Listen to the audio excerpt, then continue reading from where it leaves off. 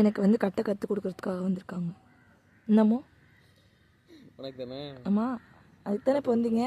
கற்றுக் கொடுத்துருவோம். இப்போ எதுக்கு வந்து அதை இப்போ நோண்டிக்கிட்டு இருக்கீங்க?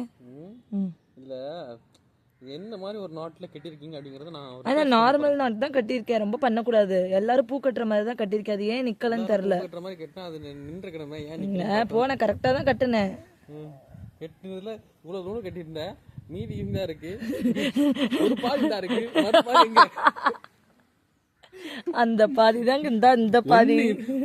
ஒன்று இந்தா இருக்கு, இன்னொன்னுங்க இன்னொன்று இந்த பாதி கீழே கிடக்கு, பாதி இந்த தட்டில் கிடக்கு. நான் கேட்கல, உனக்கு புரியலன்னு நினைக்கிறேன்.